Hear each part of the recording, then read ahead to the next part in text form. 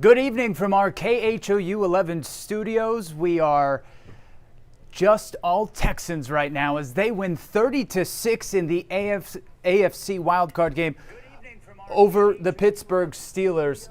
And we are, of course, wanting to hear what you, the fans, think about this AFC wildcard win. The Texans winning their first game on the road in franchise history. Want to, of course, hear what you think about that incredible Texans defense who held the Pittsburgh Steelers and Aaron Rodgers to just 6 points. Awaiting my colleague, Jason Bristol, who will be joining us in just a little bit here. He's finishing up the 10 o'clock news, showing those Texans highlights, that Sheldon Rankins scoop and score in particular tonight, the thing that really put the nail in the coffin for the Texans over Pittsburgh. In Pittsburgh, on the road, in a cold environment. We talked about it in the 6 o'clock news. The Texans were 2-3 in cold weather games in the DeMeco Ryans era. They'd not won a playoff game in a cold environment, and they did just that tonight. So we want to hear your one word. I already see a number of them coming in. I'm going to write some of these down.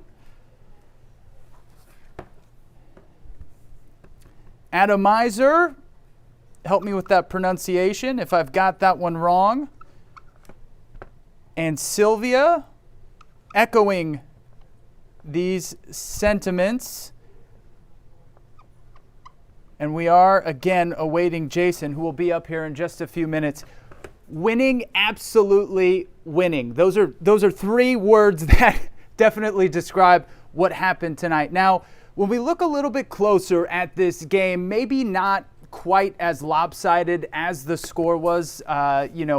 The Texans scoring there kind of in garbage time towards the end of the game. Woody Marks scoring a touchdown there in the fourth quarter to really put them up 24-6 or 23-6 at that point.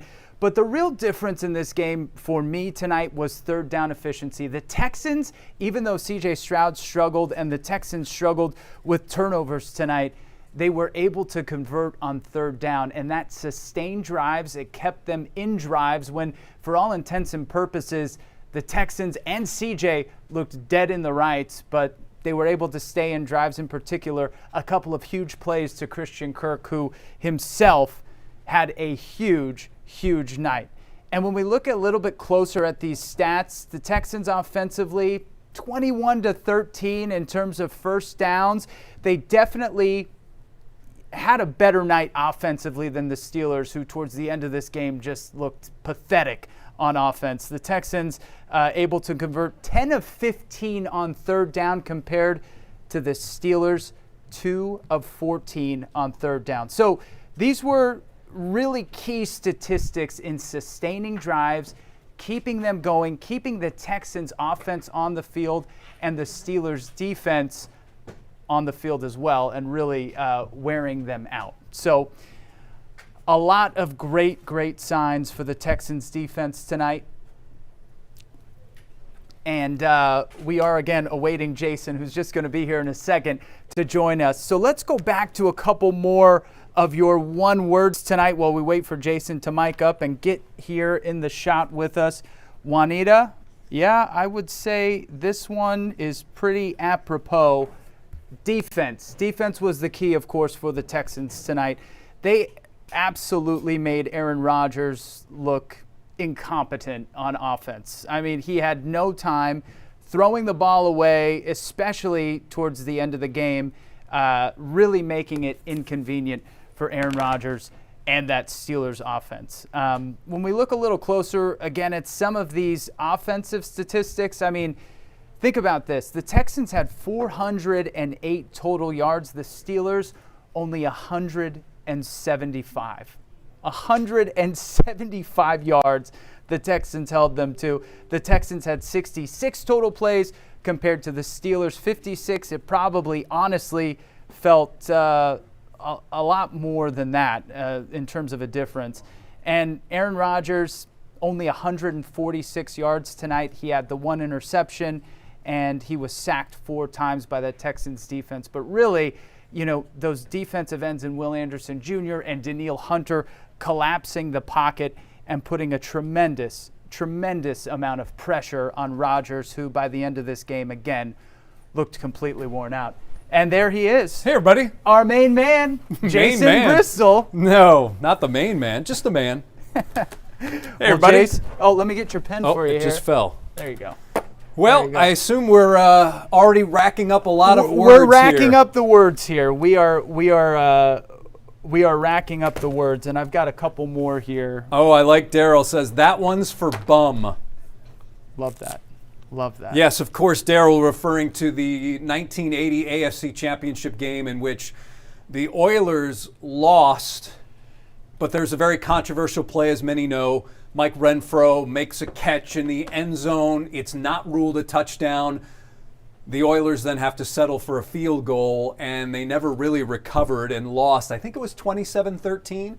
And, of course, that play was one of the plays that really got the instant replay ball moving. Yep. It wasn't for another 5 or 6 years until the NFL instituted instant replay, but that play, the Renfro play, of course, is one that is always mentioned as the foundation, or one of the bricks of the foundation for instant replay. Fantastic. Yep. Another word to describe this Texans effort tonight. I would say it was a fantastic effort by the defense. Oh, yeah. Offensively, some questions still remain, but hey, they've gotten this far. Well, this is the script. I mean, I just mentioned on the air, got off the air and said, listen, this is the script. It's dominating defense, fourth quarter surge, and what I didn't say was that it's whatever you can get offensively. It is. That's the only thing that was different about this game was that it wasn't a one-score game. And what's shocking about that it wasn't a closer game than it was the amount of times that the Texans turned the ball over and gave Pittsburgh incredible field position, and the Steelers could do nothing with it. The Texans defense just absolutely putting a lid on the Steelers. And how about DK Metcalf? My goodness, we're going into this game, people talking about what a threat he was. He misses that catch early in the game that hit him right in the hands. Yep. You see the disappointment in Rodgers' eyes. He didn't get another target until the second half. He ends up having 2 receptions for 42 yards. And you weren't a fan of the flea flicker in the first half? I wasn't a fan of the flea flicker because we've never seen them run that play at any point this season, and I just thought that was a terrible time to decide to try something that they haven't done. And I get it. We hear it all the time. Hey, we saw this look, so we decided to run it, right? We've had it in our back pocket. We've been practicing it. But the reality is that they were moving the ball well on the ground.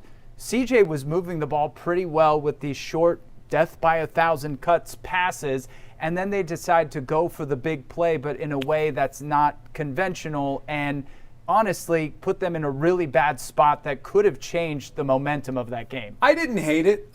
The execution was the problem. I didn't hate it. And I think I didn't think it was a bad moment in the game.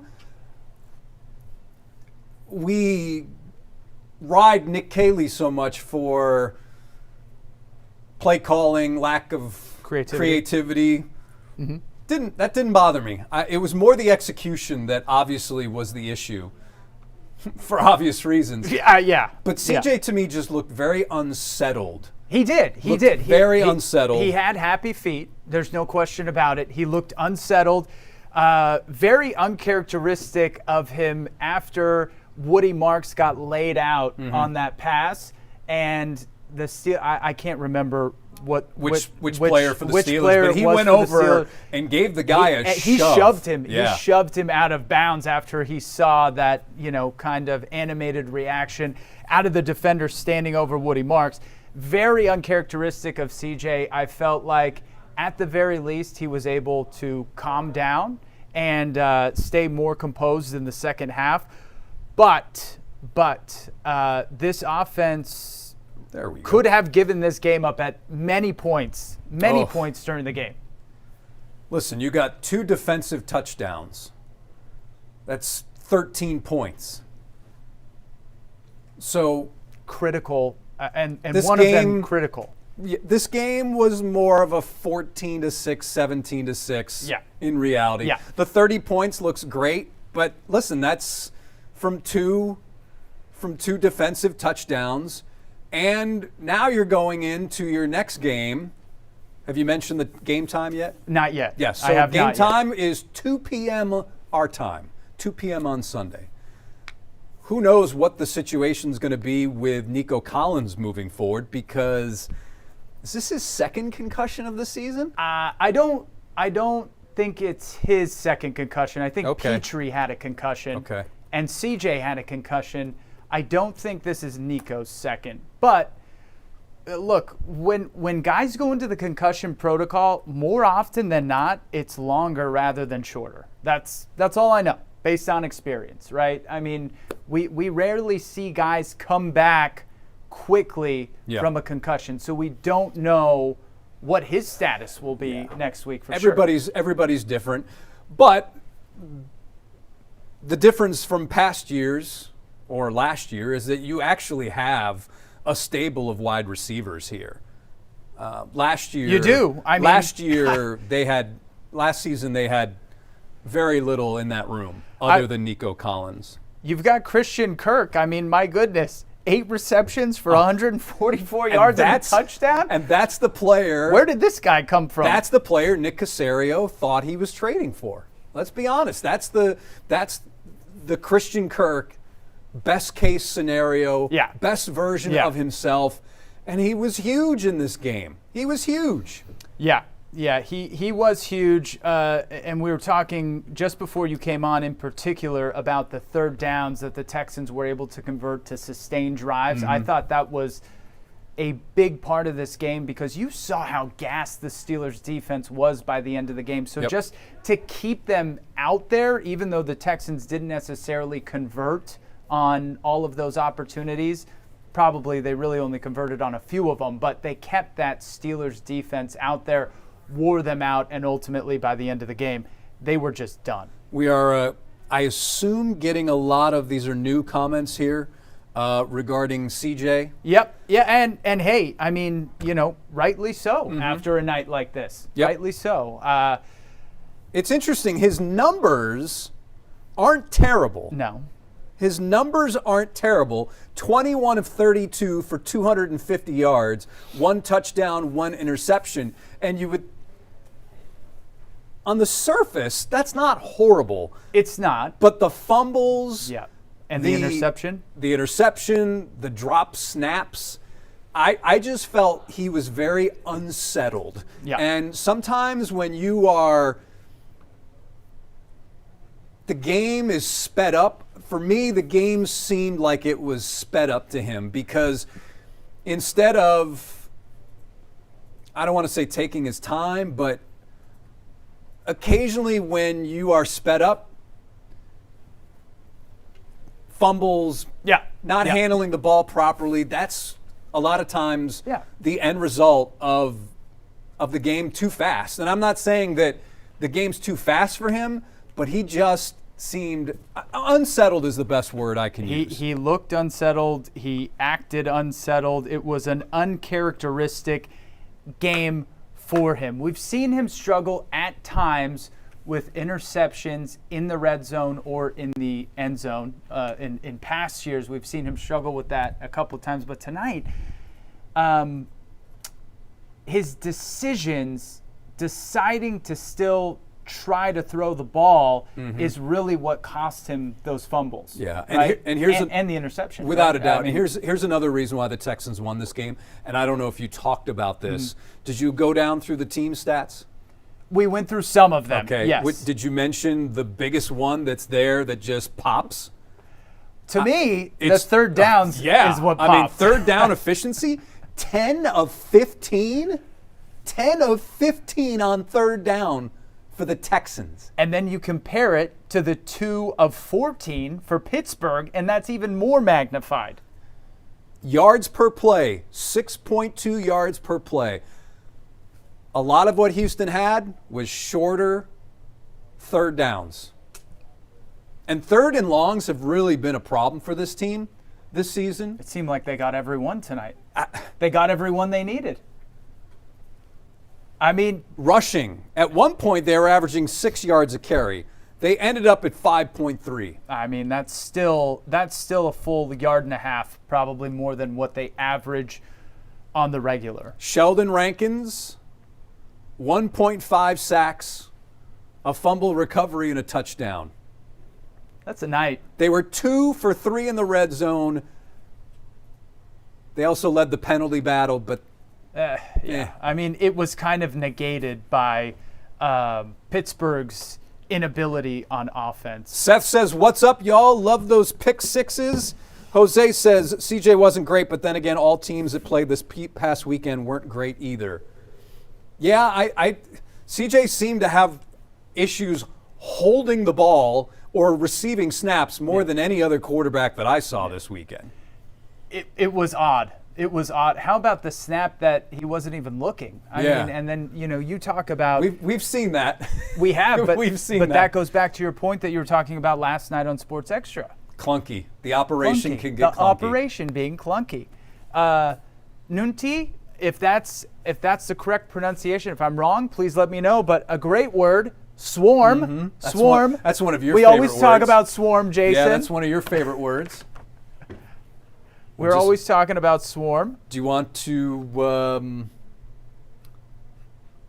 handle a little bit of DeMeco there? Yeah, why don't I step out for a second, and Okay. I'll handle this DeMeco, and we'll get DeMeco on, and we'll listen to some of what he has to say. Yeah. So once again, Jason Bristol and Zach Tawatar here in the KHO 11 newsroom. If you're watching on YouTube, please join us on the KHO 11 Facebook page, as that is where we are taking your comments and talking about a Texans win, a win that the final score is something. In a weekend, on a weekend, or a series of wild card games where every game was close, this game was close right until that fourth quarter, in which the Texans then exploded, outscoring the Steelers 23-0, and doing it in a very Texan way with 2 defensive touchdowns.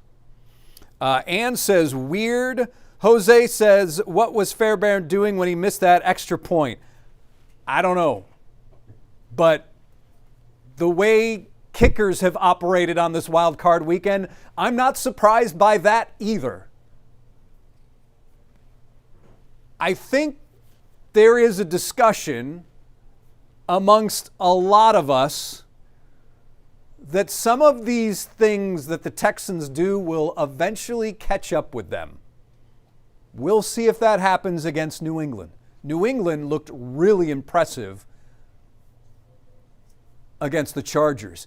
In the comments section, if you did watch the New England game, what impressed you most about what you saw from the New England Patriots? And now there's a number of interesting storylines, because you have the Patriots North and we're not Patriots South, dating back to Cal McNair, must have been 2020. We're not Patriots South.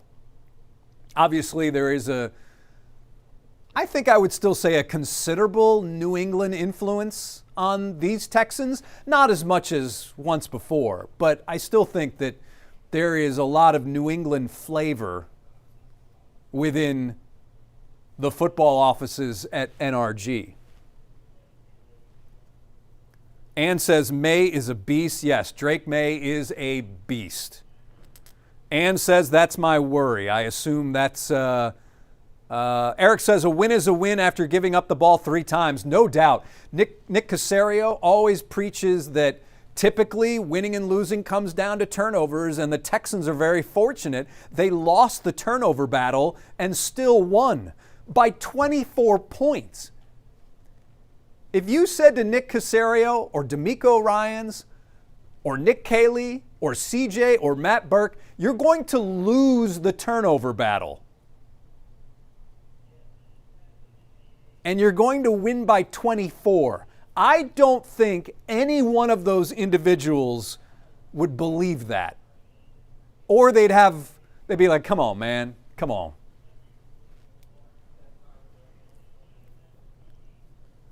So yes, it appears that a number of you agree with this idea that a number of these issues that the Texans have had, whether it's I always call it the offense, the operation, how clunky it is, or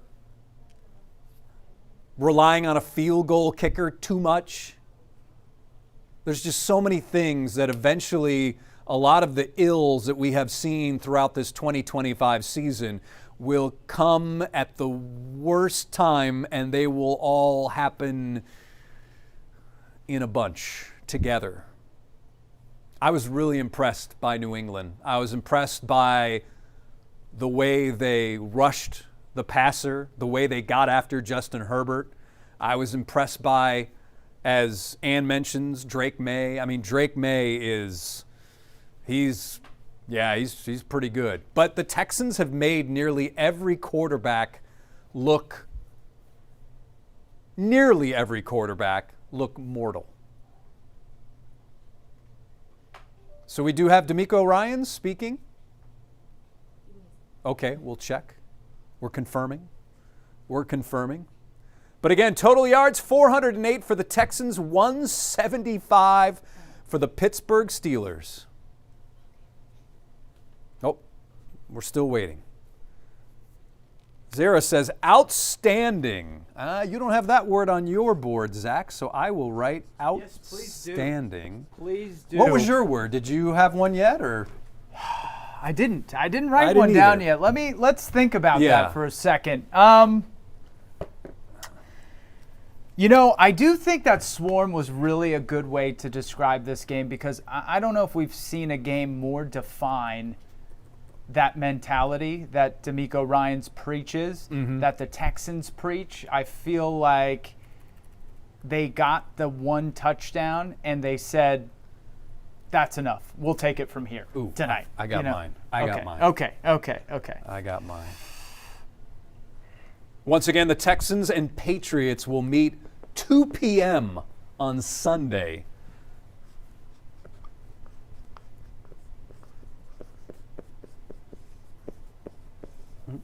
We can reveal them at the same time if you'd like. Let's do it. All right, 1, 2, 3. Fitting and textbook. Man, great minds think alike, Jace. To me, this was a textbook win. This checks so many boxes of what the Texans do. Yeah. And that's why I said that this is a textbook victory. This is how DeMeco Ryans and his staff, if they were to draw up a victory, this is how it would go, minus a lot of the issues that C.J. Stroud had in this game. That's why I'm saying textbook. It was fitting for me because it described the Texans season in a nutshell on the winning side of things, right? When the Texans win, they do it with fantastic defense. They might score a touchdown or two offensively, but they do it with incredible defense, and that's exactly what they did tonight. They looked like the best defense in the league tonight. Yep. They looked like a championship defense in the league, but you just wonder, like you were saying, when does that luck run out without an offense? Or does it? Hey, maybe it doesn't. I mean, Seth Payne. Maybe it doesn't. Former Texan Seth Payne from Sports Radio 610, appearing Sunday night on Sports Extra and on KHO 11 News this morning, said that, listen, you can ride a defense to a championship, and he believes you can do that. And if you can do that, then this would be a defense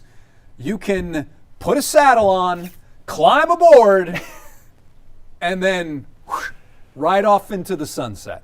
And what's interesting tonight that I don't know if we have seen yet this season is sort of this other side of the strategy, which is the offense staying on the field long enough to kind of play a defense of its own in tiring out the Steelers and wearing them out. And that's something that we have not seen. We haven't seen them hold on to the ball long enough to be able to do that. So it's interesting. It is.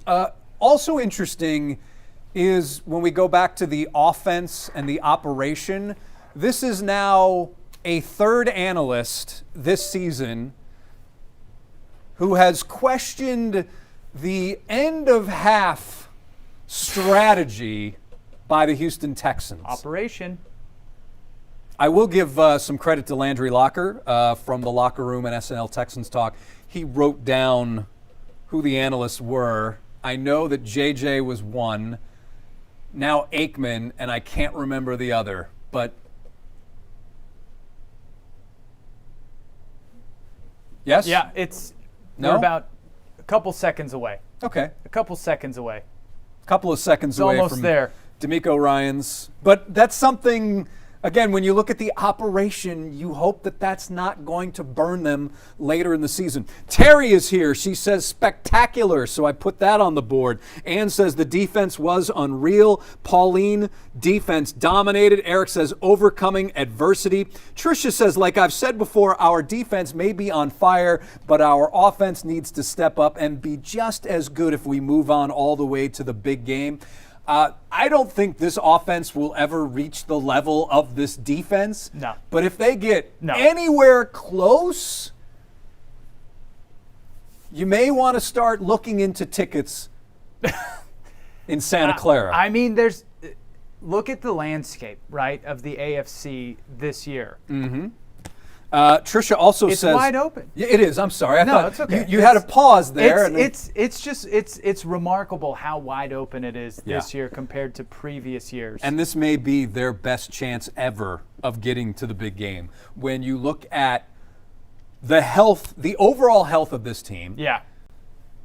The health of, if you will, of the AFC, and how this remaining group of teams not only plays, but some of the injuries they have, I think that that's also certainly another big, big, big deal for these Texans. Tricia says first on the road win for the Texans in the playoffs. First loss for Pittsburgh since 1991, that meeting Monday night. She likes record breaking. I like this word from Trina. Mm-hmm. Slay. Oh. For all of our Gen Z viewers out there. We got another one. Thank you, Trina. Dangerous. Yep, that's another good one. We're having some technical difficulties with the DeMeco right now. We got dangerous. You want me to try? Let me see if I can try and step out and plug in one more time and see if we can get this. Do you think that that's get this not to get all inside baseball, but we have Ethernet cables here? I do think it's and then an we have Ethernet. Wi-Fi here. And sometimes when you're jumping from one to the other, it gets all scrambled. The computers, they don't know how to deal with it. It's kind of like Aaron Rodgers dealing with the Texans' pressure. It's coming from here. Oh my gosh, no, that guy's covered over there. Oh, I got somebody at my feet. That's how sometimes technology works when you've got all these different places coming in.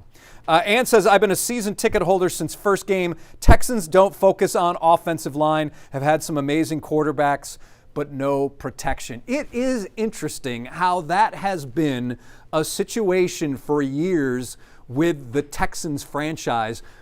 Give this group credit, and when I say group, coaches and personnel people, because this group has been pretty good. We showed on the news a week and a half ago that they cut their sacks by 23. They allowed 23 fewer sacks than the year before. That's a huge improvement. In fact, of the teams that allowed the most sacks a year ago,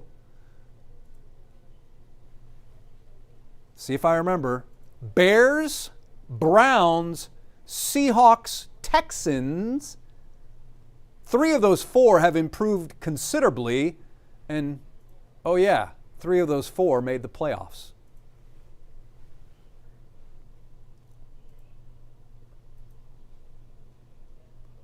So again, Jason Bristol here in the KHO 11 newsroom. Appreciate everyone for sticking with us here. Sally says, Super Bowl bound H-Town rules.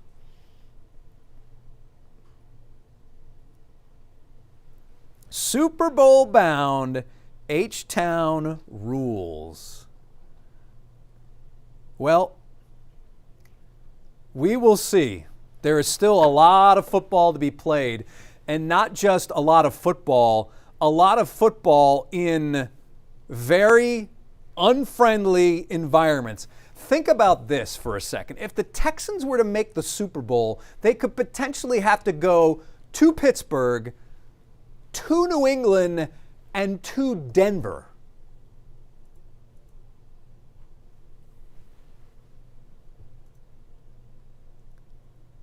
That is a road that is not fun. That is a road that is not fun at all.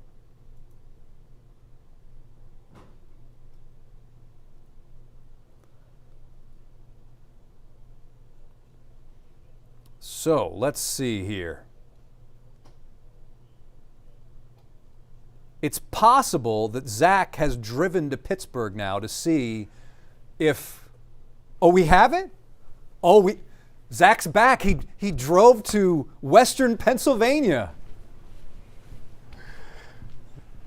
Welcome back. You were able to get DeMeco for us. Hey, I was not going to stop. No. Okay, we owe it to our viewers to that have is DeMeco. the swarm mentality. That's swarm mentality here in the KGU11 newsroom. All right, everybody. Here is DeMeco Ryans at the podium, courtesy of the Houston Texans. Let's listen in. First and foremost, for me, I just want to give all praise, honor, and glory to our God who's been gracious to us, and our Lord and Savior Jesus Christ. What a game, what a performance by our guys.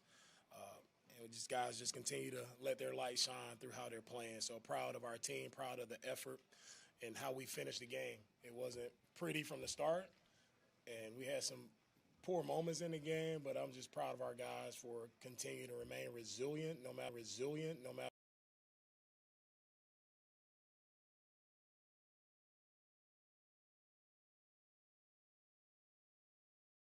First and foremost, for me, I just want to give all praise, honor, and glory to our God who's been gracious to us, and our Lord and Savior Jesus Christ. What a game, what a performance by our guys.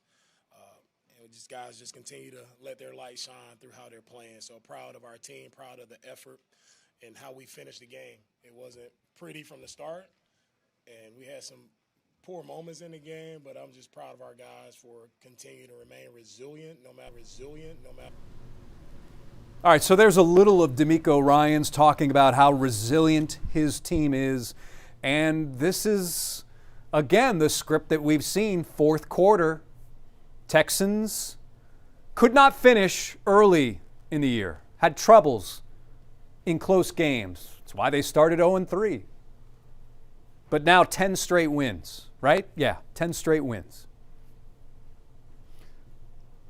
Texans are playing like they wanted. They have come a long way, showing how a team should play. We were at a deficit, now 10-game streak. One word, ooh, I like this. Awakening, an awakening. If you were to write a word for the entire season, yeah, awakening. Tina is here, says amazing job. We also have believe. Believe. Listen, with that defense, anything is possible. And guess what? Christy says the same thing. Expect the unexpected. Anything is possible. That is true. That is true.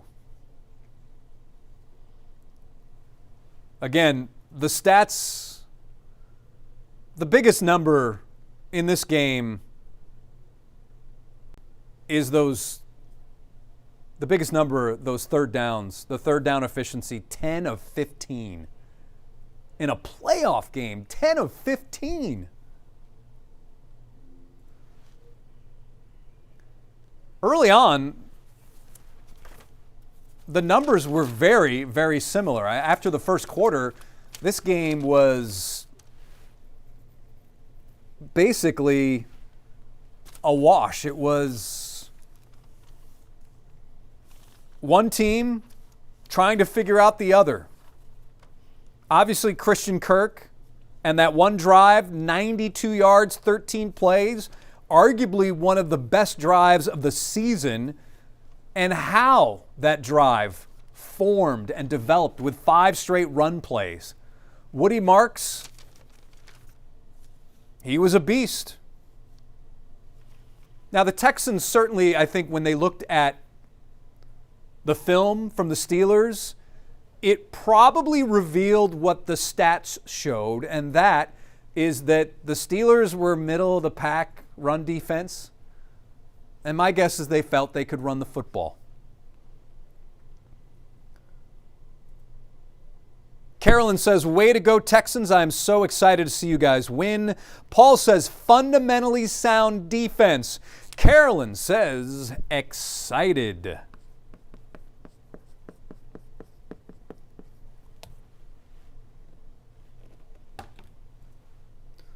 Carissa, great job, Texans. Way to lock in. I imagine the early line is out. There it is. The early line is out.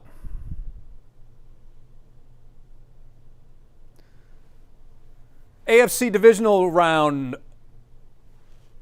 courtesy of betonline.ag. Buffalo Bills at Denver Broncos.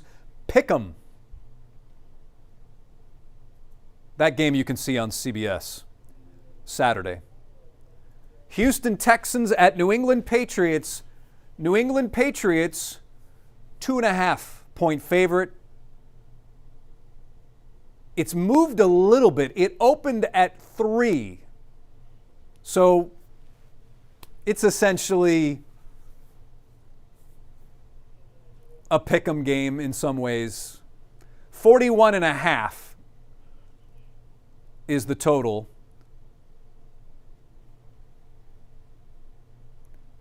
Do you think that the Texans and Patriots can combine for more than 41.5 points? I do. I do. If you're interested in the other lines, 49ers, Seahawks, that line is 7.5, Seahawks. Rams, Bears, that is the other game on Sunday. That's the game after the Texans. Bears, this can't be right. Let's see. Bears are it says that can't be right. Line is unchanged. Was that a mistake? Now I feel like I got to look at this because it says plus 3.5, which means the Rams are favored, but I think that might be, let's see. We'll go in and check. Yvonne says, awesome. Alfonso says, good job.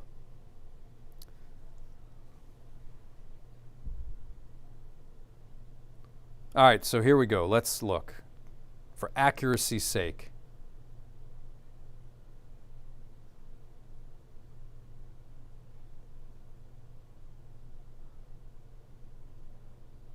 Well, Rams favored 3.5. All right. Rams on the road, 3.5.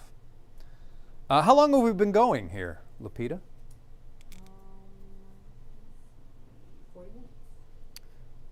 40 minutes? Wow.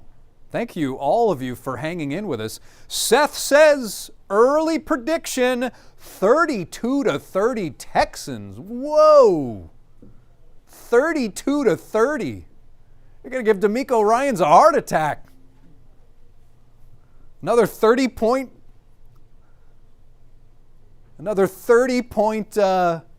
game for the opposing offense. Woof. Probably should get the new Foxborough, Massachusetts weather for Sunday. Sunday, January 18th. I imagine it's cold. You know? Let's see. 10-day. Well, this Sunday, it's going to be 40 and sunny.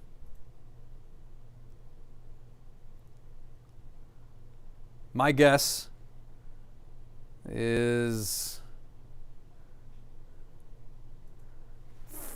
according to this, 40 and sunny, or partly cloudy. So 39 and partly cloudy. That's what you have. So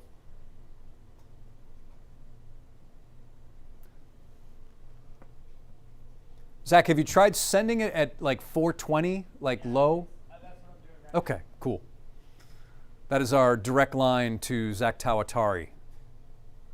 Old school people. All this fancy technology. If I showed you all the computers over here in the KHO 11 newsroom. But sometimes merely just shouting to someone is the best course of action. CJ Stroud is in. We're checking. It'll be very interesting to hear what CJ has to say, given the struggles he had holding on to the football, taking snaps, and CJ smartly wearing a very familiar baseball cap. Now we'll hear from CJ Stroud at the podium, courtesy of the Texans. First, I guess, what do you feel like happened? Some of the fumbles, how did you feel like you were able to bounce back? DeMeco talked a lot about your resolve, and I think you made a huge throw to Christian Kirk. But can you take me through those two things? We had some problems with the snaps. Me catching them, got to find a way just to catch them and then take care of the ball. We knew on tape that they did a good job of punching at the ball or trying to, get you to, while you're throwing, get your throwing arm. So, I try to work on that throughout the week. But they make plays, and I think these games, the playoffs games, from my experience, they're going to make plays, we're going to make plays. It's all about, moving forward and, trying your best to, flush it and keep going. So, I thought, when every time we had to bounce back, we made more plays. So, I'm proud of our guys for having a little bit of resilience in those moments. And, to finish the game like that was really dope.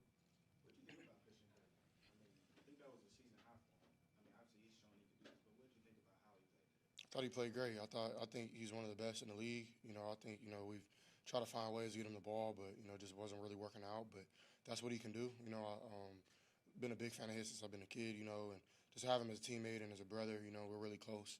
Our families are close. So I'm just super proud of that guy. I told him, it's not easy being in the year he's in, not having the production, stats wise. And for him, to keep going week in and week out, prepping the right way, to see it pay off, was really dope. So I'm super proud of him, and just keep it going with him. And he's a heck of a player. DeMeco said this is the best defense performance he's ever seen. Faith and trust in me, and I have faith and trust in myself. I learn from my mistakes and try to move on. And I know things I need to get fixed, but I think I had a good game. But just got to clean those things up. But for those guys who always keep me uplifted is really helpful. Things aren't going well in the first half like that. Do guys rally around you? Do you need to be by yourself? What's that like for you there on the sidelines? Yeah, I think so. I think guys come up to me and give me encouragement. But I think everybody. The one thing I like about our team is everybody holds themselves accountable. It's not just on CJ, not just on me. So I've been on teams like that where that's a lot of pressure. But everybody is. I could have did this better. I could have did that better. But I think it does start with me. I got to take care of the football. But I thought other than that, I thought I played a good game, and those guys did as well. So. The last thing, the snaps in particular, is it the weather, or is there anything you can point to that was the problem? No, I just got to get it fixed. All good. Thanks, y'all. So there is CJ Stroud, I should say, from the podium in Pittsburgh. I went there, I filmed it, I edited it, and I brought it back. He is the Flash. We call him the Flash. We're going to wrap up here in a few more minutes. We're getting some scores, predictions for next week. 25-10 Texans. Seth said 32-30 Texans. I said you're going to give DeMeco a heart attack. Seth. Bernice with one word, dominant. Adrian says phenomenal. John said, I had a good game. Awesome game by Lita. Sorry, I really couldn't hear CJ that well. So He did say they had some problems with the snaps. Yeah, that's obviously. Yeah, they need to clean it up. But we've heard that from CJ a lot this season. And listen, CJ, I would surmise that he feels very fortunate to be moving on, and certainly his tone, he realizes. Yeah. He didn't play well. He knows it. He didn't play well. He knows it. Yeah. His tone was reflective of the game that he and the offense had. Mm-hmm. Trisha's wondering, is this Aaron Rodgers' last game? I think so. Let's see if any news has come out about that. See if they asked him in the post game. I'm sure they did. If he's spoken yet. I mean, he probably has at this point, but I don't see anything here.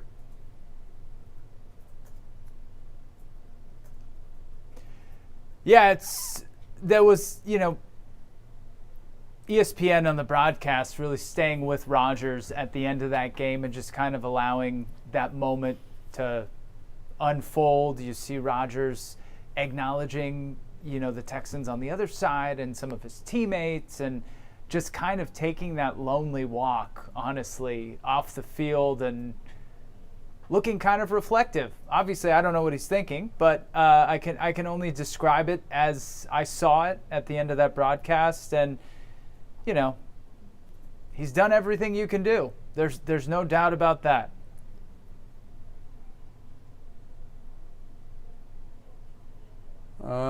He had a testy exchange about Mike Tomlin. Yeah, I mean, you wonder about Tomlin too. In terms of what he's learned being with Mike Tomlin for a season and Rodgers, according to this, I can't independently verify it because I can't play it, but apparently he says I've answered that a number of times. I've talked extensively about how I feel about Mike, and I just did in that bleeping answer. So. Mike also asking us about an update on Nico's condition. My guess is we won't really know until later in the week. At least. He was ruled out with a concussion, and he's going to be in the protocol. He's going to go in the protocol. Some guys bounce back quicker than others. But we'll see. All right, everybody. Thank you for all the words. We had phenomenal, outstanding, I said textbook, spectacular, record-breaking, Swarm Slay, dangerous, awakening, believe, excited. You had winning, absolutely winning, defense, fantastic, swarm, fitting, slay. Yep.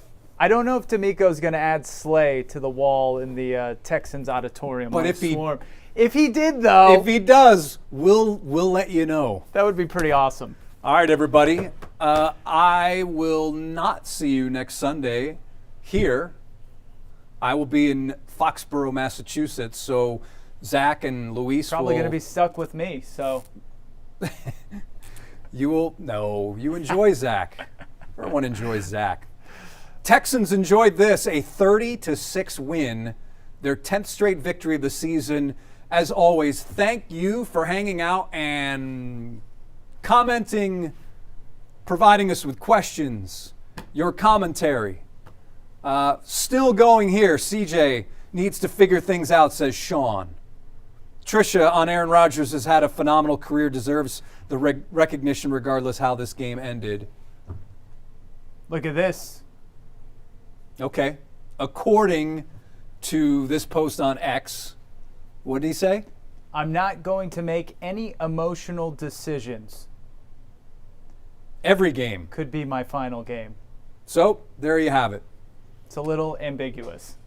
Well, listen. Thank you, Lupita. I think anybody who has been in this game for a long time, I'm sure after a beating like that, he's probably saying, no. Why would I want to come back? Well, that too. And then when training camp rolls around, you're like, I'd like to come back, but I don't want to go through training camp. Yeah. But obviously, with the lack of action sometimes in training camps and exhibition games, you probably need, it's different for a quarterback. Quarterback doesn't have to go through some of the grueling stuff that other players do. But We'll see. We'll see. Cheryl with a word, stressful. Yes, for a while it was stressful.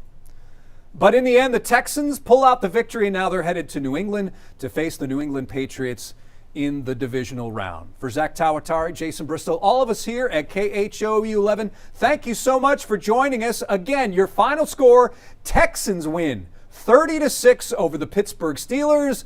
And as always, thanks for watching.